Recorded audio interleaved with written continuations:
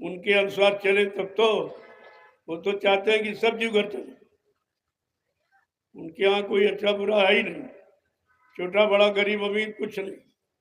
उनके यहाँ तो स्त्री पुरुष का भी नामो निशान नहीं। उनके यहाँ सिर्फ एक जीवात्मा है जो स्त्री में पुरुष में बराबर है। ये जीवात्मा का खेल है संत मत। शरीर इंद्रियों का इनसे कोई मतलब नहीं। उनका काम केवल जीवात्मा जगना और प्रभु परमात्मा से मिलना, बस आपका यही काम है। और ये काम हो जाए तो आपका काम पूरा हो। अब इसी को काम करने में कितनी कठिनाई है, कितनी दिक्कतें हैं, जलते हैं, वही आपको बताया जा रही कि कहाँ कहाँ तुम अटक सकते हो, भटक सकते हो, कौन कौन अटकाए कौन भटकाए, उनके बारे में जानकारी आपको दी जाती है।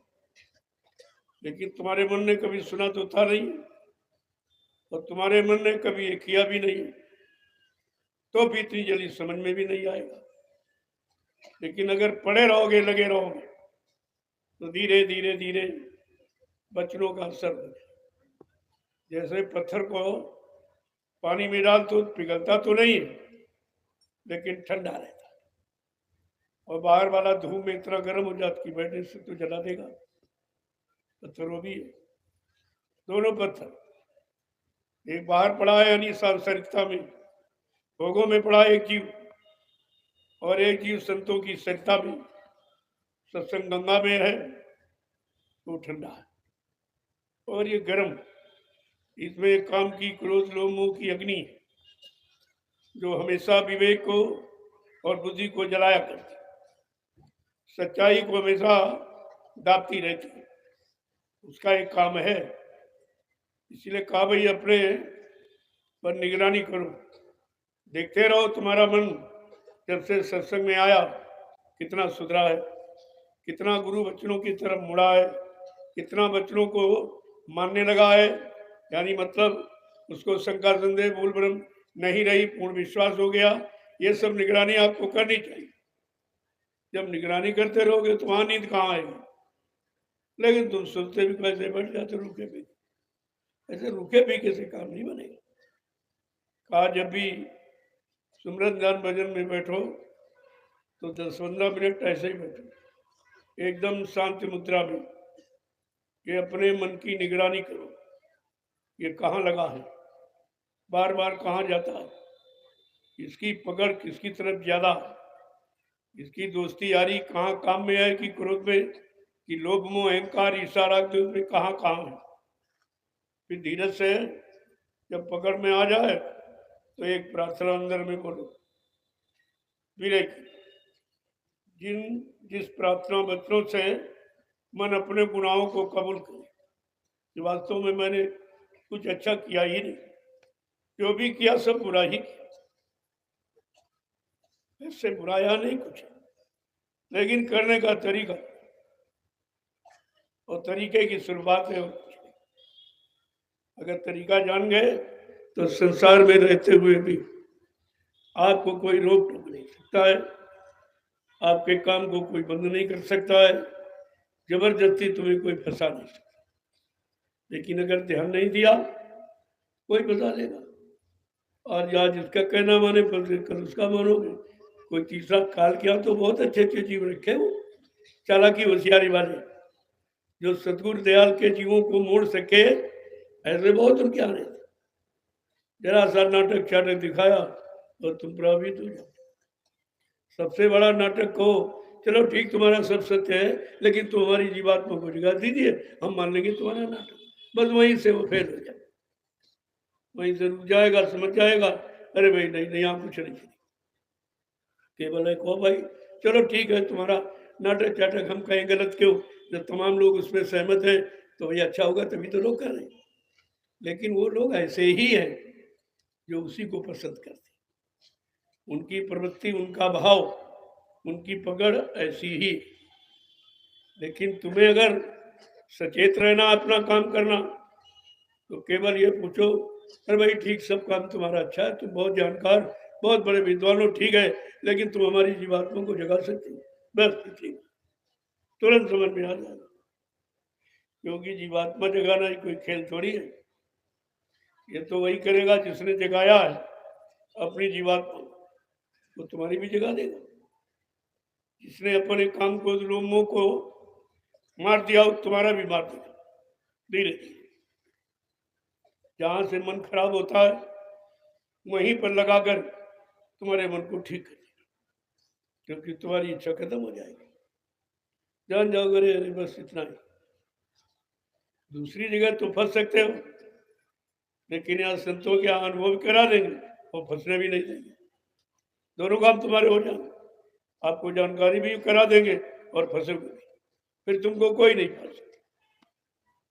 इसीलिए कह रहे भाई ये संसार है, इसमें विश्वसनीय नहीं कोई चीज, क्योंकि विश्वास किया तो फंस गए और नहीं विश्वास किया तो निकल गए। अब विश्वास तो सभी किए बैठे कि शरीर हमारा है, मकान हमारा है, दुकान हमारी, जमीन हमारी है, पत्नी बाल बच्चे सब हमारे हैं, लेकिन ये नहीं समझा कि कोई नहीं हमारा है। अरे भाई तुम्हारा होता तुम्हारे अनुसार जाए तो बिना बताए क्यों चला जाता? किसी की पत्नी चली, किसी का पति चला गया, किसी के बाप बेटे भाई सब चले गए और किसी ने आपसे नहीं पूछा। जो तुम्हारा होता तुमसे पूछ के जाता, और नहीं पूछ के जाता तो कम से कम चिट्ठी खबर तो कुछ भेजता। आज तक कोई किसी ने मोबाइल किया, फोन किया तुम्हारे पास कि मैं फला लोग में बैठा हूँ, तुम ही चले आओ। यही तो समझदारी है कि भाई यहाँ तुम्हारा कोई नहीं है, वो तुम अपना इनसे काम बना लो और जो लेन देन कर्जा है उसको धीरे से उतारो। बस इसके लिए तुम्हारा साथ ये जोड़ा है। और जिनका कर्म कर्जा नहीं उनका कोई साथ, उनके कोई अच्छे बच्चे कुछ नहीं, क्योंकि कर्जा ही नहीं है। ये बेटा और बेटी तो कर्जा है, लिया दिया नहीं, कहते नहीं देंगे, देखिए कोई क्या कर ले। और उसके पास इतनी होशियारी है कि पहले अगर कह दें कि फला प्रांत में, जिले गांव में और फला घर में, फला जाति में तुम्हारा 2 लाख रुपए का कर्जा, तो तुम लड़ जाओगे, तुम्हें तो मालूम नहीं है कहा वहां कैसे कर्जा हो सकता। और खुदा न खास्ता तुम्हारे लड़की की वही शादी तय हो गई, अब तुम पैर छू के कर्जा दो, पैर भी छुओगे तो ले लो और ले लो सामान ले लो, ये भी लो, सोना लो, चांदी लो, रुपया पैसा लो, ये सब ऐसी उसकी अदायगी करनी है कि वो तुमको करा लेगा अदायगी, अपने कर्म कर्ज को ले ले और तुम हंसी से दे, पैर छुके दे। तो इतना अहंकार मत करो, तुमको अपने कर्मों की खबर नहीं है, तुमने कितने जन्म धारण किए और उन जन्मों में कैसे कैसे कर्म कुछ नहीं मालूम। लेकिन जिसने जन्म दिया उसको हर जन्म का लेखा जोखा उसके पास, यानी जीव के कर्मों की वही उसके पास, तभी तो जजमेंट देता, उस वही को देख करके आपको जन्म दे देता।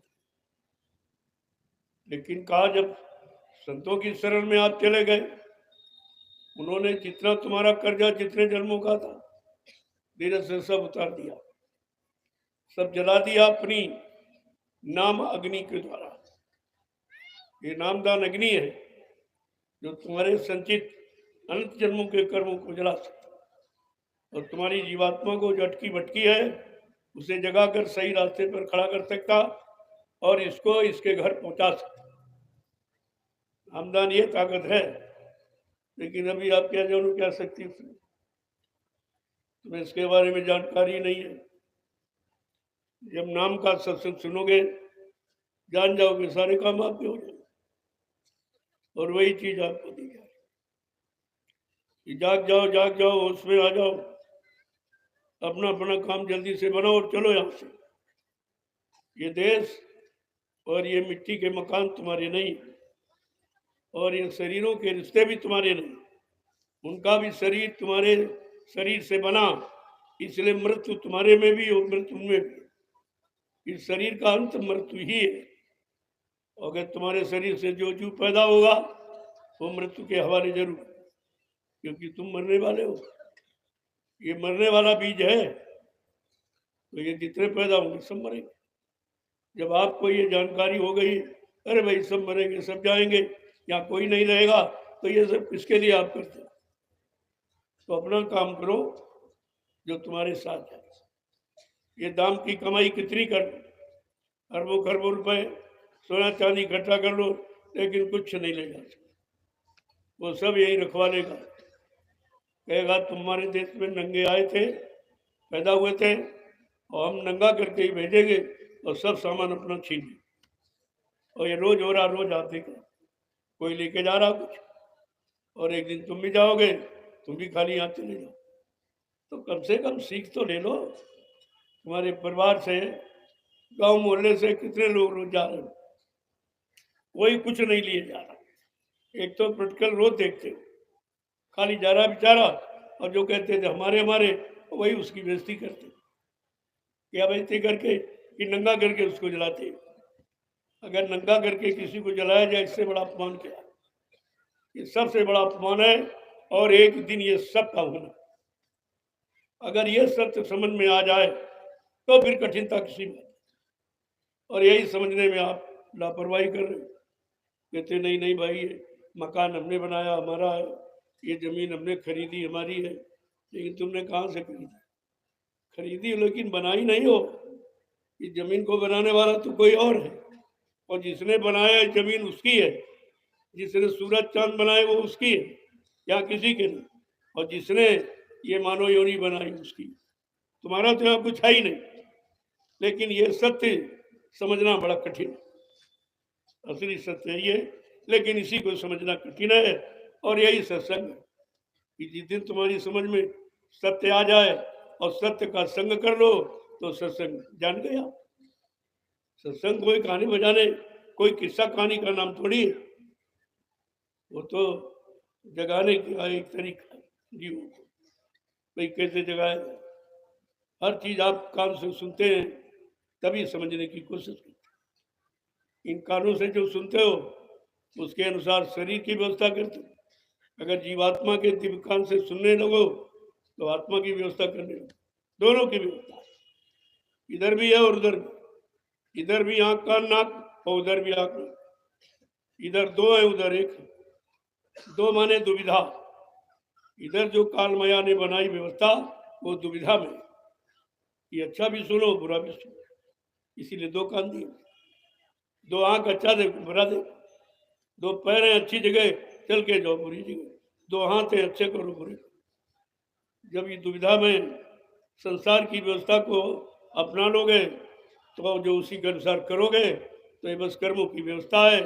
फिर आपको आने जाना पड़ेगा। कर्मों की सीमा केवल जन्म और मृत्यु है। इसके आगे अगर जन्म मृत्यु से छुटकारा चाहते हो, तो संतों की बनाई व्यवस्था जो आत्मिक कर्म की है उसे। ये आत्मिक कर्म ये सच है। इनमें कोई बनावट नहीं है किसी तरह, और इनमें कोई स्वार्थ लोभ लालच, बिल्कुल पाक साफ निर्मल। तो ये सब चीज आपको धीरे धीरे समझनी चाहिए। कहते हैं भी भाई कि सत्संग तो है, लेकिन सत्संग को तुम समझोगे कैसे? तुम कैसे समझोगे? और सत्संग को जिन्होंने समझा और जिन्होंने समझाने की कोशिश की, उनके लिए लिखा कि कितनी कठिनाइयों का सामना करना। संत सहाय दुख परहित लागी, और पर दुख हेतु वह संत अभागी। कि संत आए दूसरों के लिए, और दूसरों की आपत्ति मुसीबत बीमारी सबको अपने ऊपर ले लेते, तब ये जीव को साफ किया जाता। ऐसे नहीं होगा। कितने कष्ट तरह तरह के सहते हैं, लेकिन जीवों को जगाते हैं, जीवों का काम करते हैं। भूरज तर संत कृपाला का जैसे भूमाने पृथ्वी रजमाने धूल। जैसे ये पृथ्वी की धूल जब उड़ती है, तो सबके मस्तक पर जाती है। तुमने जो कुचल कुचल कर इस पृथ्वी को धूल बनाया, और वही धूल तुम्हारे मस्तक की का चंदन बन जाती, और तुमने उसको रौंद दिया, जानते नहीं थे। तो महापुरुषों ने एक एक वचन को इस तरह से परिभाषित किया है कि बिना पढ़ा पड़ जाए। संत मत में बिना पढ़ा पड़ जाता, जो बिल्कुल पाक साफ कुछ नहीं था। जो कागज कोरा है उस पर सबको लिखोगे तो स्पष्ट दिखाई देगा, और जिस पर पहले से बहुत लिखा भरा पड़ा उस पर लिखो तो कुछ समझ में नहीं आएगा। ऐसे महापुरुषों ने कहा कि मेरे यहाँ बिना पढ़ा पड़ जाता है और पढ़ा लिखा बह जाता है, भटक जाता है, क्योंकि वो किताबें देखता रहा कि बड़ी बड़ी मोटी किताबें हमने पढ़ी, हमने ये पढ़ा वो पढ़ा, ये जाना वो जाना, लेकिन जो संत महापुरुष कहते वो तो नहीं जाना। उसी की तो जरूरत थी। कहा उनके यहाँ करना सिखा दिया गया तो पढ़ने की जरूरत नहीं होती। करना सीख जाओ तो पढ़ने की क्या जरूरत। आप किसी काम को कर रहे हो, कोई किताब लेके आ गया, कल सुनिए आप जरा रुको, देखो इसमें ये लिखा ये लिखा, वो कहेगा अरे भाई वो लिखा होगा उससे हमारा क्या मतलब, हम तो करना जान गए, हम तो करना जान गए, हमको इसकी किताब की क्या, ले जाओ ना। कहने का मतलब अगर करनी आप सीख लो तो ये जितनी कथनी है सब बेकार हो जाए, ये तो बहुत पीछे की, क्योंकि जो करनी वो यहाँ की है और कथनी यहाँ की है, करनी वहां ले जाने की। वो करनी वहां ले जाएगी और कथनी यहीं पर भटकाएगी, भ्रमित करेगी। कभी ये किताब कभी वो किताब कभी, और किताबें तो उनकी हैं जिनके जैसे विचार थे, और विचार भाव के अनुसार लिख दिया। क्या जरूरी है पढ़कर तुम्हारे विचार वैसे बन जाए? ऐसा तो नहीं है। तो यह सब समझना चाहिए। संत मत है समझना कुछ नहीं, बहुत सरल है, अगर नहीं समझा तो बहुत कठिन है। भाई वो कह रहे तुम्हें सुमरन करना है तो इसमें क्या पढ़ाई काम है? इसमें कौन हिंदी उर्दू अंग्रेजी काम करेगी? आप इसमें शारीरिक बल, भौतिक बल और धन बल जन बल ये कोई काम नहीं करेगा। सिमरन करना है तो करना है, ध्यान करना है तो करना है, भजन करना है तो करना है। कितनी सरल क्रिया, यानी परमात्मा पाने के लिए बहुत सरल और संसार पाना बहुत कठिन। उसके लिए रात दिन आप परेशान रहते हो, और जो चीज मिलती है वो भी हाथ से एक दिन छिनी जाती है, लेकिन समझ नहीं पाते हो, उसी को पकड़ने की कोशिश करते हो जो तुम्हारी नहीं है। लेकिन ये विश्वास कहाँ की नहीं है?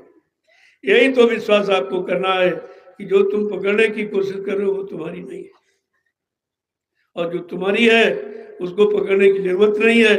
वो तो संत महात्मा पकड़ा देंगे आप, और करा भी देंगे और चला भी देंगे, पहुंचा भी देंगे, अगर उन पर पूर्ण आस्था हो, पूर्ण विश्वास हो गया कि भाई मेरे बस का कुछ। अगर नहीं करेंगे तो ये कहा जा सकता कि तुम्हारे पास जीवों को पहुंचाने की ताकत नहीं थी तो नामदान क्यों दे दिया? ये क्यों दिया आपने जब शक्ति नहीं थी? ये भी तुमको लोग कहेंगे। तभी आपसे कहा कि भाई तुमको अपनी चिंता नहीं है और हमको तुम्हारी चिंता है, क्योंकि हमने तुमको नामदान दे दिया। ये चिंता है, अगर ना काम हुआ तो बदनामी किसकी होगी? जिसने दिया है, अगर काम आपका ना हुआ तो बदनामी उसकी होगी, तुम्हारी क्या हो? तुम्हारी तो कुछ है ही नहीं, बदनामी क्या हो? तो इसलिए उनको तुम्हारी चिंता है, तुमको उनकी चिंता नहीं है। बस इतना ही अंतर है, और इसी अंतर को मिटाना है कि अगर तुमको हमारी चिंता है तो हम आपकी चिंता रखेंगे तो बस काम बन जाएगा। ये बीच में अटकल तैयार, एक बाधा खड़ी हो गई कि उनको तो आपकी चिंता है 24 घंटे, और कहा जब से नामदान दिया है तुम्हारे संग ही रहता हूँ, 1 मिनट के लिए भी। हाँ, उतनी देर हटता हूँ जितनी देर तुम्हारा भोग पूरा कराना होता है, तब हट जाता हूँ, नहीं तो तुम भोग पूरा नहीं करो।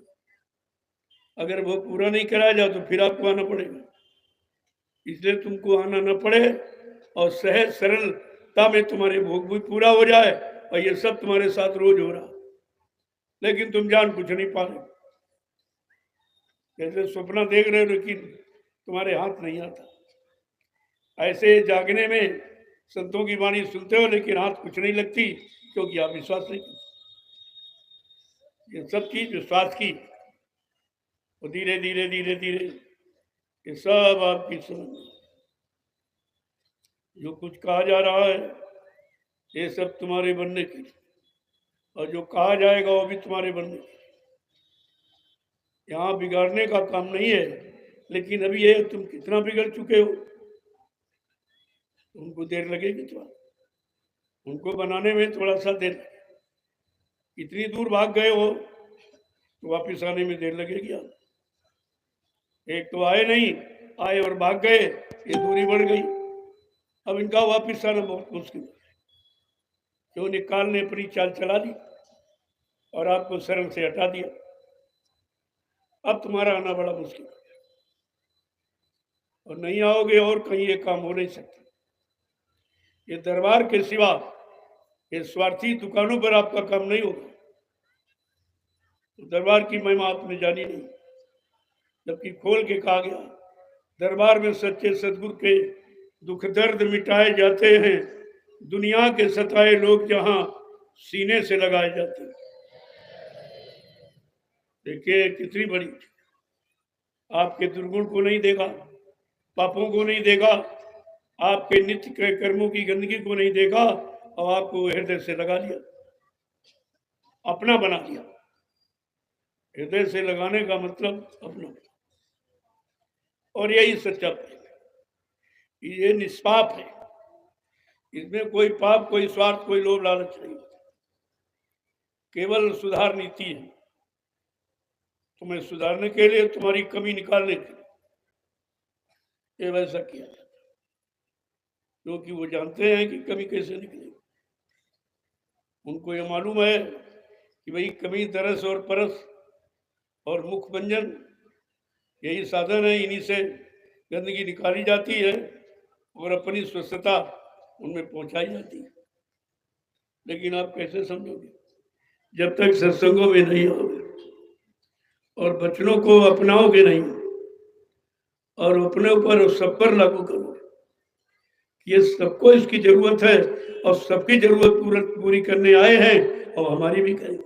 तुमको ये चिंता होनी चाहिए कि हमारी हुई कि नहीं, और तुम चाहते हो हमारी बाकी किसी का नहीं। ऐसा तो नहीं, ऐसा हो ही नहीं सकता कि उनका वचन झूठा हो जाएगा कि परमार्थ के कारण साधु धरा शरीर, ये परमार्थ सब समाप्त हो जाएगा। और ये भी कहते हैं साधु से हुए न कारज हानि, सच्चे साधु संत महात्मा से तुम्हारी कभी हानि नहीं हो सकती। जो करेंगे वो लाभ के लिए, और लाभ कैसे आप तक पहुंचा देंगे, ये उनकी व्यवस्था है, उनकी योजना है, सब कर देंगे।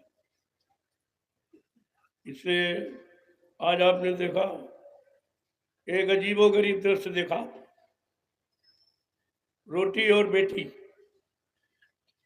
ये दो बिंदुओं पर इतना अच्छा संदेश भी मिला और करके दिखाया भी, जो हिंदुस्तान में पहले किसी ने नहीं किया और आज भी कोई नहीं कर, ना कोई राजा ना कोई महात्मा, दो ही करते थे। राजा जब जाति पाति नहीं देखेगा तो न्याय कर सकता है, और महात्मा अगर जात पात नहीं देखे तो जीवात्मा को जगा दे, दोनों का एक ही। लेकिन वो राजा, ये महाराजा, उसका काम यहाँ है, काल माया के देश में इनका काम है ध्यान में सारे मंडलों को निकाल कर ले जाएंगे और ऊपर जीवात्मा का मंडल जो सतलोक पार होते, वहीं से इसका क्षेत्र चालू होता है। सत्यलोक है, अलख लोक है, अगम है, और अनाम तक ये सीमा, अंतिम स्थान है अनाम। ये लोगों से संत सत्यलोक से आए, सतगुरु अलग अगम से आया, और अनामी महाप्रभु अपने अनामी धाम से आया। अब आपको यही समझना है कि अनामी धाम से कौन है। अभी तक तो कोई आया नहीं, अभी तक तो अलग अगम से भी कोई नहीं आया। कलयुग में तो आए हैं, लेकिन अन्य युग में बीच के बहुत छोटे लोगों से, जैसे ब्रह्मा ब्रह्मलोक से, और विष्णु विष्णुलोक से, शिव जी शिवलोक से, राम साकेत लोक से, कृष्ण गोलोक से, और देवी देवता तो ये तो बहुत नीचे, ये सतलोक से बहुत नीचे, सबसे ऊपर है। और सबसे ऊपर है अनाम लोक। वहां से अनामी महाप्रभु आता। जब काल माया के देश में जीव गुरुओं को भूल जाता, संतों को भूल जाता, सदगुरुओं को भूल जाता, तब ये परम संत अनामी महाप्रभु प्रभु नाम को लेकर के आते, जीवों को अपने घर ले जाने के लिए प्रभु नाम की नौका लगाते, भवसागर से पार करने के लिए वो ले जाते। जब वो अनामी महाप्रभु ले जाएगा तो दोबारा आपको जन्म मरण में नहीं आना। नहीं, यहां तक तो आते रहे संतों के जीव, संत खुद ही आते जाते रहे, लेकिन जो अनाम लोक से आएगा वो न दोबारा कभी आएगा, और जिन जीवों को पहुंचा देगा वो जीव भी दोबारा कभी मृत्यु लोक में नहीं आएंगे। वो इतना बड़ा काम है, और ये काम आपका आपकी बार होना, तभी तो किसी की समझ में नहीं आता, क्योंकि ऐसा काम किसी ने किया नहीं और अनामी धाम से कोई आया भी नहीं। तो कैसे आप उनकी महिमा जानोगे? तो कहा सत्संग के द्वारा। कहा था मैं सत्संग करते करते परिवर्तन करके दिखा दूंगा,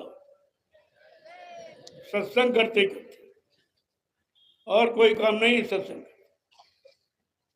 लेकिन जो अभी समझ ही नहीं पाया कि सत्संग तो अभी बंदे नहीं तो हो ही रहा, और तुम्हारे अंदर 24 घंटे होना चाहिए।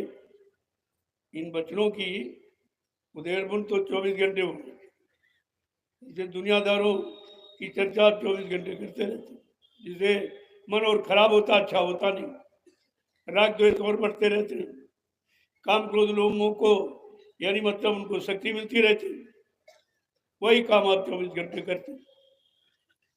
अगर कहा कि सत्संग वचनों को गुणन मनन में ले आओ और धीरे धीरे करने में उतारो, तो तुम्हारी जितनी गंदगी सब खत्म हो जाएगी। तुम भी एक दिन पाक साहब निर्मल पवित्र बन जाओगे, तुम भी अपने घर जाने के काबिल बन जाओगे, क्योंकि गंदगी वाला कोई जीव घर नहीं जा सकता। उस नाम रूपी जहाज पर गंदे कर्म करने वाले को बैठाना नहीं जाता, ये आपको किसी ने नहीं बताया। इसीलिए आपको शाकाहारी बनने का संदेश दिया। पहले ये खान पान की गंदगी उतारो, जब खान पान की गंदगी हट जाएगी तब तुम्हारे अंदर देखने सुनने की शुद्धता सफाई आ जाएगी, और धीरे धीरे करने के लिए तुम्हारा मन तैयार हो जाएगा, बुद्धि अच्छे काम में निर्णय लेने लगे और चित्त चिंतन करने लगेगा। तब ये मन बुद्धि चित्त सब साफ हो जाए, तब कहीं काम की शुरुआत होती है। ये आपको करना है, और वो कठिन कुछ नहीं, न जब न तब, क्योंकि आपको मना किया गया कि कलयुग में इसका लाभ आपको नहीं मिलेगा। रामचरितमानस में संत गोस्वामी महाराज ने लिखा, यही कलिकाल न साधन दूजा और मन कर्म वचन गुरु पद। इस कलयुग में कोई साधना कोई पूजा पाठ नहीं है, क्योंकि आप तन से मन से और इंद्रियों से गंदे हो। गंदगी में कोई पूजा स्वीकार नहीं होती, इसलिए साफ साफ कहा, कलयुग जोग यज्ञ नहीं दाना, एक आधार नाम गुणगाना। कलयुग का जीव इतना कमजोर है, शक्तिहीन है, बलहीन, बुद्धिहीन है, चरित्रहीन है, लिहाजा इससे और कोई काम नहीं हो सकता, ये नाम की कमाई कर सकता। तो उन्होंने स्पष्ट कह दिया कि कलयुग केवल नाम आधारा और सुमर सुमर नर उतरे। कलयुग में कमजोर जीवों के लिए एक नाम का सहारा, नाम का आधार, नाम की युक्ति दे दी। बस चलते रहो, काम करते रहो, नाम जपते रहो, कितना सरल। अरे भाई, काम तो शरीर इंद्रियों से करते हो, जबान तो बिल्कुल खाली रहती, काम करते हो, जय गुरुदेव जय गुरुदेव, कितना सरल महामंत्र है ये, महामंत्र है ये। और सबसे बड़ा नाम लाभ है हर युग में, गुरु हर युग में रहा, लेकिन आज वही गुरु सदगुरु के रूप में, सत्य माने ईश्वर, गुरु माने वो मिलाने वाला, ईश्वर परम पार ब्रह्म महाकाल सतपुरुष से मिलाने वाला आया।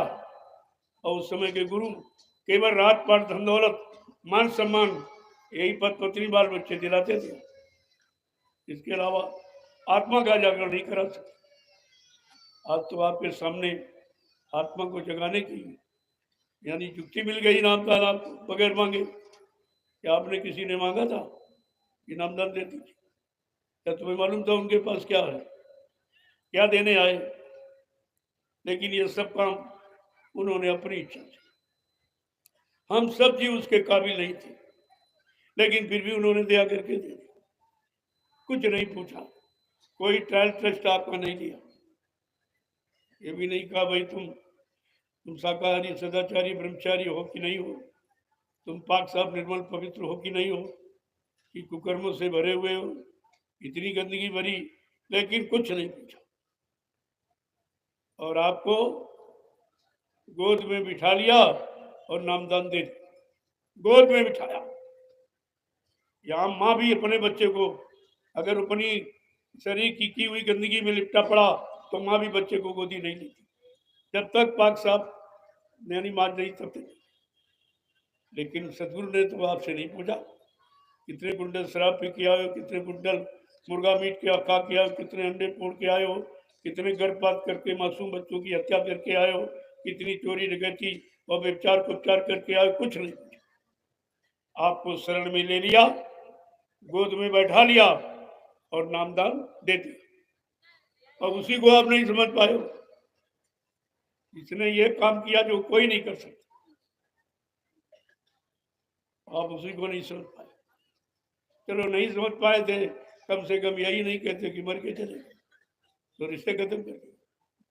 जो मर जाता है मौत के साथ रिश्ता खत्म कर, तो आपका तो गुरु से रिश्ता खत्म, और कोई लाभ दे नहीं सकता, और देने वाले से आपने रिश्ते खत्म कर दिए, तो अब आपका काम ये कौन है? यही बार बार आपको सुनाया समझाया जा रहा। अरे कुछ न करो, कम से कम अपने काम, जो तुम्हारा काम करने आया उसकी तो पहचान करो, उसकी तो कदर करो। उससे वो तो आपसे कुछ मांगता भी नहीं, लेता भी नहीं, और उसको तुमसे कुछ चाहिए भी नहीं, कि वो काल माया के किसी सामान को पसंद नहीं करता, उसको गंदगी ही समझता है। चाहे रुपया पैसा सोना चांदी हीरे जवाहरात हो, चाहे राजपाट धन दौलत मान सम्मान पत्नी बाल बच्चे, वो किसी को स्वीकार नहीं करता। वो जानता है ये सब गंदगी है, तो जानकर गंदगी में नहीं फंसेगा, और बल्कि गंदगी में फंसे जीवों को निकाल लेता है।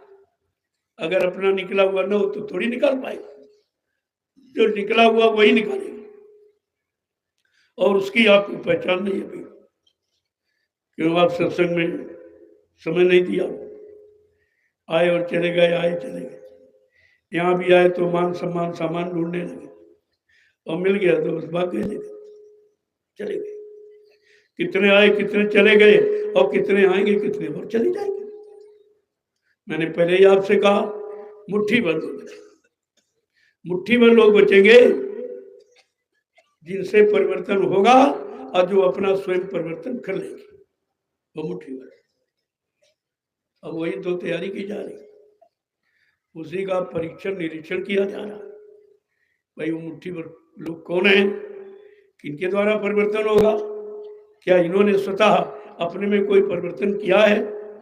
अपनी गंदी आदतों में, मन बुद्धि चित्त की गंदगी दूर करने में, कर्मों भोगों की गंदगी हटाने में इन्होंने कुछ किया है? कुछ नहीं, जानते नहीं ये सब क्या है। ये परिवर्तन का खेल बड़ा कठिन है। अन्य युगों का तो फिर भी सरल था, उन्होंने समझाया, नहीं माना तो मार काट दिया, औजार थे उनके पास। लेकिन आज का परिवर्तन तो बिल्कुल कोई औजार नहीं, तुम किसी को अपशब्द कह भी नहीं सकते, वाणी का प्रहार भी नहीं कर सकते हो। अस्त्रों का प्रहार करना तो बहुत बड़ी बात, तुम बुरे शब्दों का प्रहार नहीं कर सकते, जहां तक मनाई आपको। तो धीरे धीरे धीरे समझने लगोगे, करने लगोगे, तो सब काम सरल हो जाए। मैंने इन 8 दिन में आपको सब चीज की जानकारी दी है। ये ऊंचा से ऊंचा संदेश आपको सुनने को मिला। ये पहली बार ये होली मिलन महोत्सव में ये लोगों को जानकारी दी गई। समझ लो अभी सत्संग बहुत है, अभी तो उसकी एक थोड़ी सी शुरुआत, सारे ये सब है, और ये सब आपको सुनना और करना पड़ेगा, जब कर लोगे सुना हुआ, उसी दिन आपका काम पूरा हो जाएगा। और केवल सुना सुनाते रहे और किया नहीं तो उसका कोई ना। आपने सुना था करने की तो ठीक है, और केवल सुना किया नहीं और दूसरे को भाषण करने लगे, दूसरे को सुनाने लगे, तो ये इसलिए सबसे बड़ी खराबी कि आप अभी ठीक नहीं हो पाए और दूसरों को ठीक का संदेश देने लगे। तो गोस्वामी जी महाराज ने तुरंत परीक्षण लिख दिया रामचरितमानस में, परीक्षण 7 था। मतलब यानी जो लोग तुमको सुनाएंगे अपना कुछ नहीं, अपना दिव्य कान आत्मा का नहीं खोल पाया, कुछ नहीं सुना, और तुम्हें सुना रहे हैं। जब ऊपर की बात सुनाने लगे तो समझ जाओ इतने किताबों से पढ़ के कह रहा, नहीं तो उसे कहने की जरूरत नहीं है, बैठा लो और पहुंचा दो, सुनाना उड़ाना सब खत्म। वहां किताबों का काम ही नहीं है। पढ़ना लिखना चातुरी ये तो काम सहल, लेकिन काम दहन मन बस करन यही काम मुश्किल। ये इससे पूछो कि पढ़ना लिखना है तो सभी जान सकते हैं, लेकिन जो मुख्य है कि काम दमन और मतलब यानी ये तुम्हारे बस का है। काम को तुमने मारा, इंद्रियों से कोई संयम है, पता चल जाएगा आपको असली नकली की पहचान है। काम दहन मन बस करन यही काम मुश्किल। तुमने काम का दमन किया है, मन को बस में किया है, जहां तुमने ये पूछा वहीं से वो फेल हो जाए, तुरंत भेद खुल जाएगा। ये किताबी कीड़ा, ये नाम का कीड़ा नहीं, किताबी का। इसलिए संतों ने कोई किताब लिखना पसंद नहीं किया, इसमें संसारी लोग इसका दुरुपयोग करेंगे, इस आत्मिक ज्ञान का दुरुपयोग करेंगे और इस संतों की वाणी को बेचेंगे और उससे मान सम्मान प्राप्त करेंगे। लिहाजा उन्होंने कोई किताब नहीं। अब लोगों ने जो सुना था उन्होंने लिख डाला, तो इसीलिए तो ये सत्य नहीं। उन्होंने अपने हाथ से पूछा। कबीर साहब ने तो साफ सा कहा, मैं भाई कैसे लिखता, मैं तो बिना लिखा अनपढ़, मस कागज छुयो नहीं, कलम गही नहीं हाथ, वैसी रचना रचते की दुनिया ना में मान। कहा मैंने कलम को तो हाथ से पकड़ा जाना ही नहीं, और स्याही कागज मैंने देखा नहीं। कहने का मतलब मेरा कोई लिखा हुआ नहीं, जो मैंने कहा लोगों ने सुना और वो लिख करके हमारे बच्चों की, हमारे आत्मिक ज्ञान की यानी मतलब ये व्यापार करने लगे, बिक्री करने। लेकिन मेरा लिखा कुछ यही तो आपको सोचना। जो कहता बताता कि अब किताब नहीं, वो तो अच्छी किताब लिख सकता, लेकिन जानता है इस ज्ञान का दुरुपयोग। उन्होंने कोई किताब नहीं और न किसी किताब का आपको आदेश दिया। आपने बहुत कहा तो कहा ठीक है अपनी जानकारी के लिए लिख लो, लेकिन बिक्री के लिए ये ज्ञान आत्मा को जगाने का है, ये बेचने का स्वार्थ लोभ लालच मतलब यानी प्राप्त करने का नहीं। तभी तो लोग कुछ कर नहीं पाए, और जिन्होंने सुना वो इस लोभ लालच में फंस गए, ये लिख दे ये लिख दे ये लिख दे। मैंने तो कभी नहीं कहा किसी से, और न ये तो आपने अपनी इच्छा से आके किया और अपनी इच्छा से तुम बंद कर दो, मेरा उसमें क्या नुकसान, क्योंकि मैं अपना काम स्वयं कर रहा हूं, और हम अगर किएंगे नहीं तुम कुछ कर ही नहीं सकते। करते तो हमारा ही देते और उसी में अपना पैदा न कर लेते थोड़ा। मैं इसके लिए भी कुछ नहीं कहता। हमारे पास आप ले आए कि इसमें ये आया, इसमें इतना पैसा आया, हमने कहा ठीक है। नहीं माने कि नहीं दशांश उसका ले लो, तो मैंने कहा चलो तुम्हारे परमार्थ में लगा, लेकिन जो तुमने खर्च किया दशांश के अतिरिक्त उसका निपटारा कैसे करो, वो कैसे दोगे? वो भी तो कर्म कर्जा बन जाएगा कि वो कर्म कर्जा तुम्हारी बुद्धि को खराब कर दे, फिर तुम सच्चे अच्छे मार्ग से हट जाओ। और वही हो रहा देख लीजिए। मैंने कुछ नहीं कहा, मैं किसी से कुछ कहता ही नहीं, ज्यादा कर तो तुम्हारी यहाँ में यहाँ कह देता, करो करो करोगे खुद ही जान जाओगे। मना करेंगे तो वो बोले और मना करते, अगर बता दें तो कहते मतलब करने नहीं देना चाहते। अगर करनी का भेद खोल दे, कहा हमारी पोल खोलते, तो तुमको हमको बोलने ही नहीं दोगे, तो हम ऐसा काम करें। हम उसमें कुछ नहीं। मैंने कहा ना मैंने कोई किताब लिखी है और न लिखना, न मेरा कोई फोटो छाप कर आप बिक्री करना, ये काम नहीं, इसकी जरूरत नहीं है, क्योंकि ये खोल नकली है, ये असली नहीं है। इसलिए नकली के लिए तो बराबर मना किया गया। ये शरीर नकली है, इसमें कुछ नहीं। और ये खोल है, और इस खोल में जो जीवात्मा बैठी वो असली है, और उसका चित्र तुम खींच नहीं सकते। जीवात्मा का चित्र, मन का चित्र, बुद्धि का, इसका खींच सकते हैं, कर्मों का चित्र खींच सकते। जो काम असली वो तुम कर ही नहीं सकते, और ये काम तुम्हारे बस का है भी नहीं। और यहाँ वही काम कहा जा रहा, और जो आप करते हो अपनी इच्छा से करते हो। मैंने तो कुछ नहीं कहा। जब मैंने कह दिया हमको किसी की जरूरत नहीं, किसी पत्रकार मीडिया की कोई, अखबार रेडियो की भी कोई आवश्यकता नहीं है, वो तो कमजोर लोग इनका सहारा लेते। लेकिन जिसको गुरु शक्ति दे देता है, अपना अनुभव करा देता है, और निरंतर आदेश देकर काम करने की प्रेरणा देता है, वो किसी के सहारे नहीं देता। मैंने तो कभी नहीं कहा भाई यूट्यूब पर ये निकालो, वो निकालो, ये छापो। तुमने अपनी इच्छा से किया और कमाया, और बाद में वो कमाई खाई तो भाग गए, चले गए। हमको उसकी पहले जरूरत नहीं आदमी। मैं तो अपना काम करने के स्वयं सक्षम हूँ, तो सारे हिंदुस्तान में खुद ही चला जाऊंगा और सबको बता दूंगा कि हमें क्या करना। तो हम तो किसी का सहारा नहीं, और ना हम किसी पर वैद्य को विश्वास करते, क्योंकि अभी कोई विश्वसनीय है नहीं है।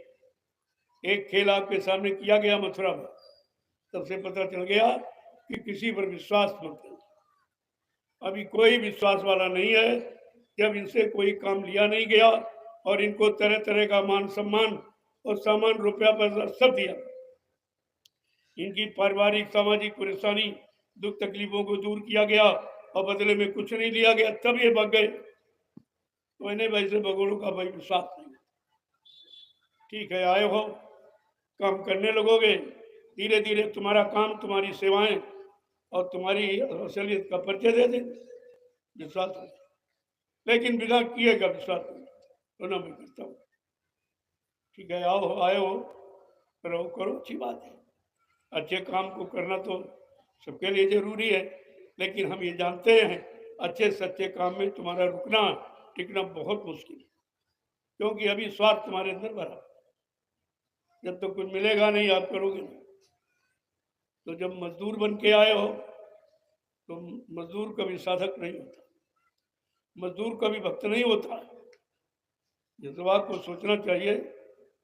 निस्वार्थ जो रहता है, और भक्त को कुछ चाहिए, भक्त को अपना भगवान चाहिए।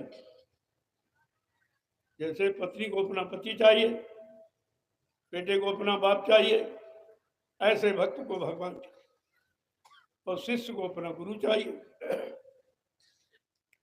ये चीजें सब समझ लो, चाहे बाहर से समझो चाहे अंदर से। जब दोनों समझ जाओगे तो झगड़ा खत्म हो जाएगा।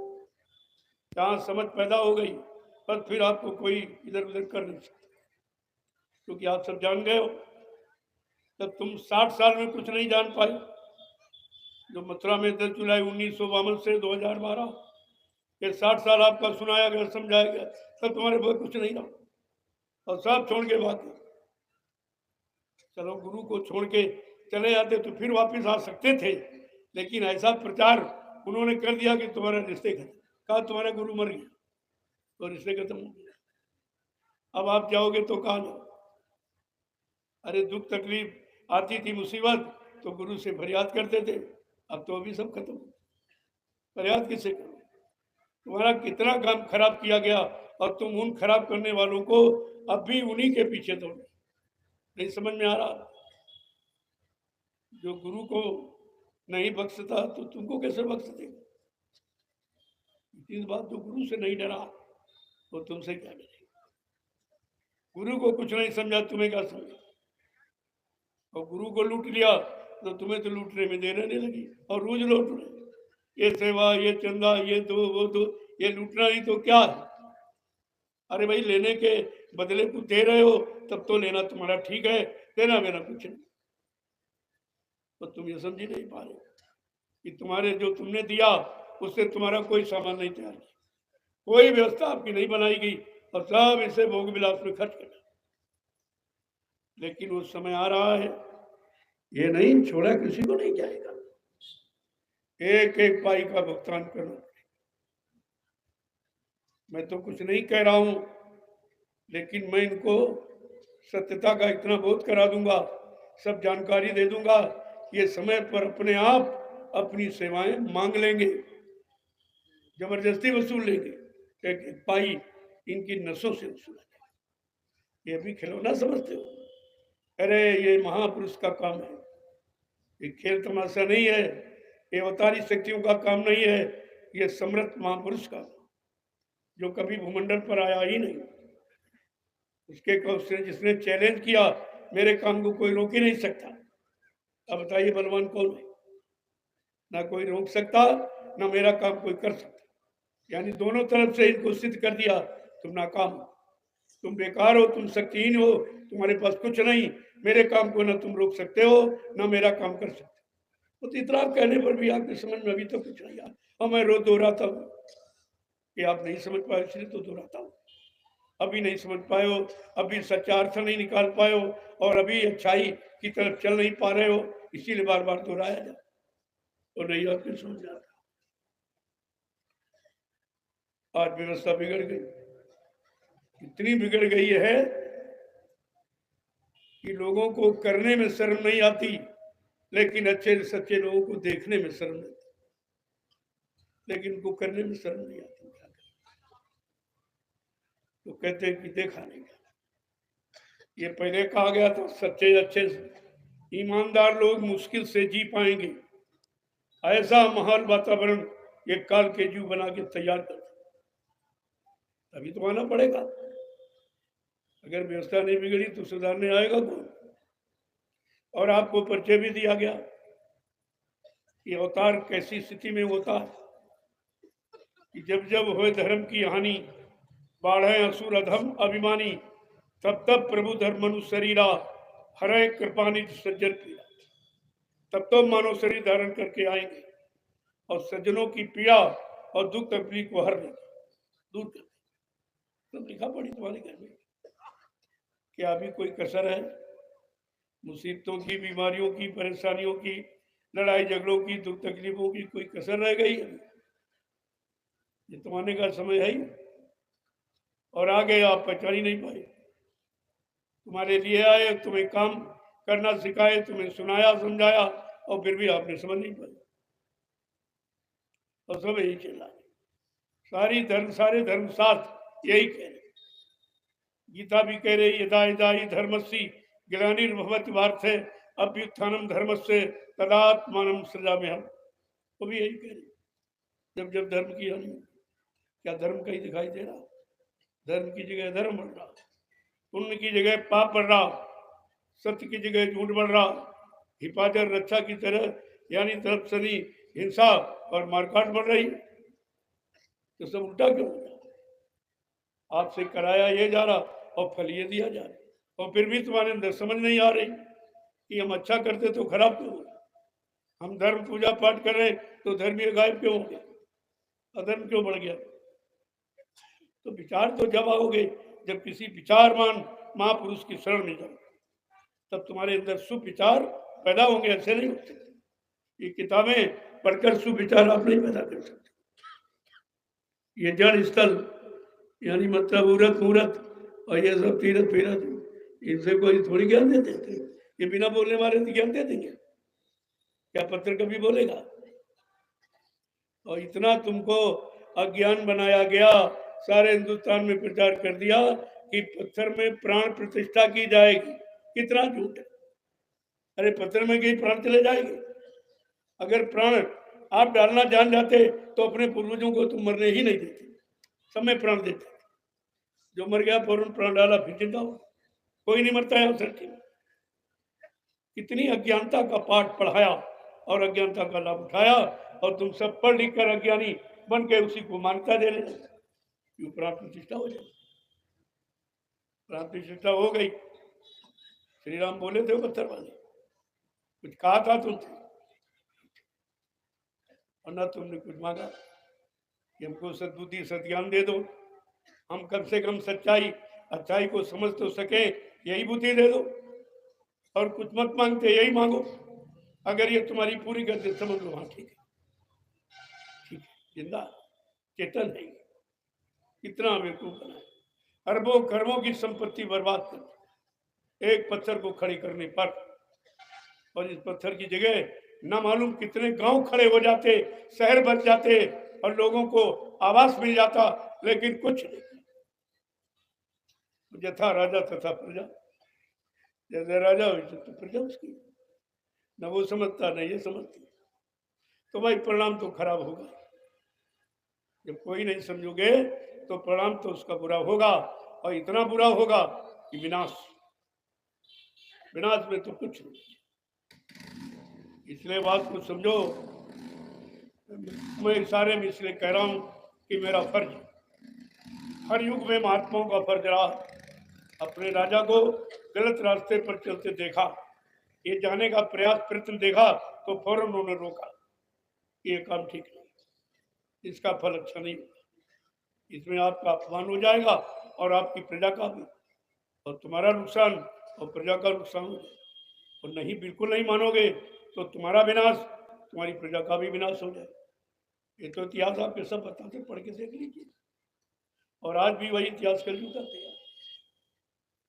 उस मामले जो इतिहास तैयार हो तो बड़ा खतरनाक है, लेकिन संतों ने कहा नहीं, इतिहास सबके सुख का, शांति का बने। इसलिए बाबा जी ने स्पष्ट कह दिया, ये नहीं, ये राजे तुम्हारे राजे बाजे ये कुछ नहीं, ये नहीं करेंगे। कहा मैं कलयुग का इतिहास बनाने आया हूं, और ऐसा इतिहास बनाऊंगा जो भूते न भविष्यते। सतयुग त्रेता द्वापर के लोग अपने अपने युग का इतिहास पढ़ना भूल जाएंगे। इसी भारत भूमि पर मैं ऐसा परिवर्तन करके दिखाऊंगा जिसको हिंदुस्तानी नहीं, सारा विश्व नमस्कार करेगा। ये छोटी बात है, कोई कह सकता ये सब? लेकिन जो मारकाट, हिंसा, चोरी डकैती, कत्ल, बलात्कार, ये महंगाई बढ़ाना, गरीबी बढ़ाना, बेरोजगारी बढ़ाना, ये कोई इतिहास नहीं है। ये तो इतिहास का उपहास है। लेकिन आप समझ नहीं पा रहे, पता नहीं तुम्हारी पढ़ाई लिखाई कहाँ चली, तुम्हारा ज्ञान कहाँ चला गया, ना अपने लिए प्रयोग कर पाए और न परिवार समाज देश के लिए। तो तुम्हारी पढ़ाई लिखाई का क्या मतलब? कुछ नहीं। तो इसलिए समय को इशारों को समझ, जो इशारों को समझ लेता है और समय से जाकर अपना काम कर लेता है, उस समय का बुद्धिमान व्यक्ति कहलाता है। वो बुद्धिमान है जो अपना काम कर लेता है, अपना नुकसान कर लेगा तो बड़े बुद्धिमान कोई मानेगा? जो नुकसान हो रहा है और इसमें लोग कहें बड़े जानकार, कोई मानेगा? यही तुम्हारी जानकारी नुकसान कराने। और कितना बड़ा नुकसान हुआ है कि कुछ नहीं बचा। इस पत्थर को खड़ा करने के लिए ये लॉकडाउन की एक लीला खेल किया गया, केवल पत्थर खड़ा करने। 3 महीने में देश को 300 वर्ष पीछे ढकेल दिया।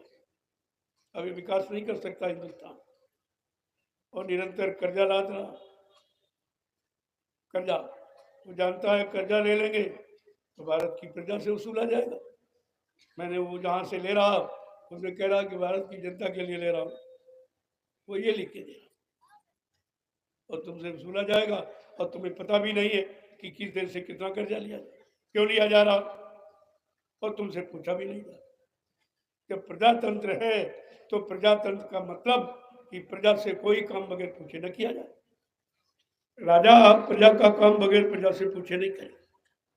लेकिन तुमसे तो नहीं पूछा गया कि देश से कितना कर्जा ले लिया, वो कर्जा क्यों लिया जा रहा, और उनको लोग दे क्यों रहे।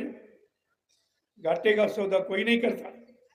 पहले इन लोगों ने तुमसे छिपा के तुम्हारा धन उसी देश के बैंकों में जमा किया, और उसी का ब्याज जो उन्हें मिला है उसको कहते हैं मैं देश से कर्जा लेके आया हूँ, उसे कर्जा बताया जा, वो तुम्हारी कमाई का ब्याज है तो तुम्ही को पर कर्जा थोपा जा रहा।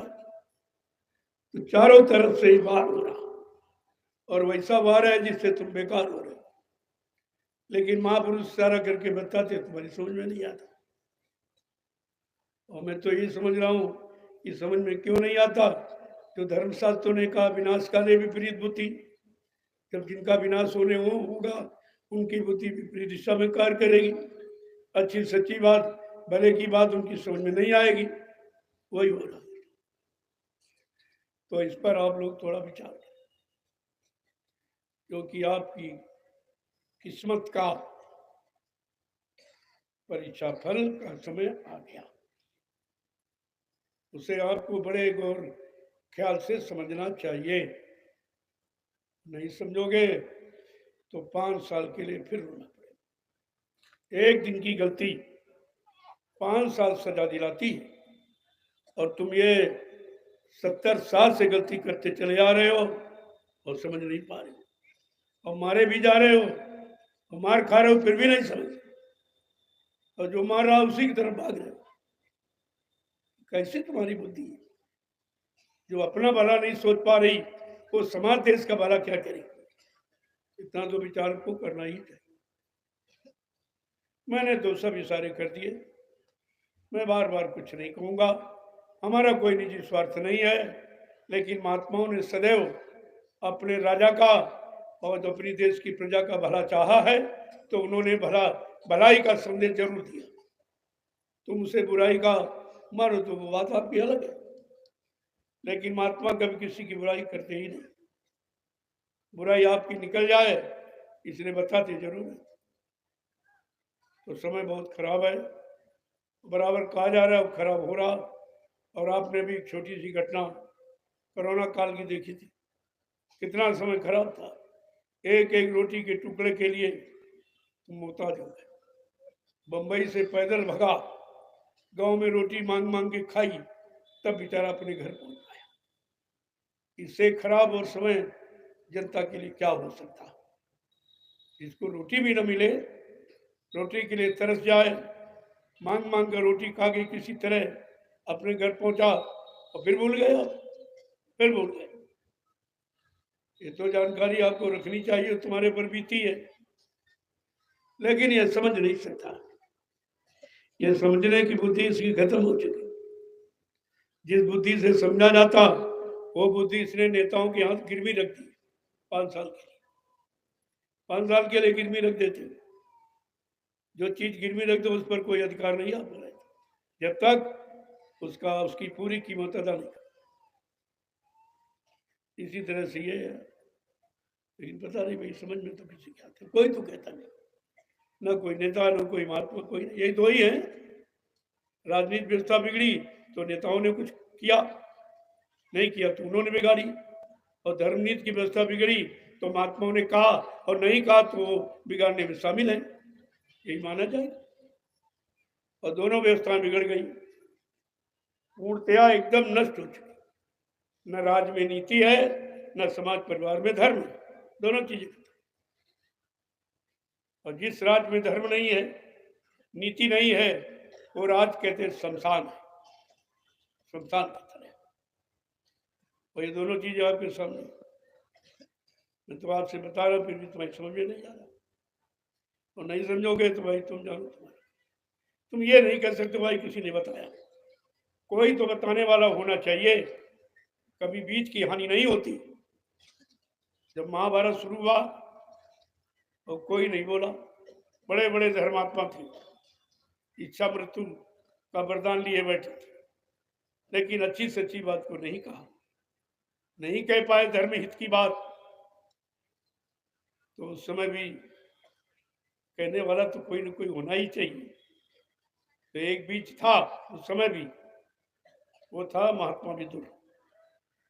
कि महात्माओं का काम हमेशा रहा, और महात्मा ही कहेंगे कि भाई अच्छे सच्चे काम पर नहीं चलोगे तो हमारा इस्तीफा।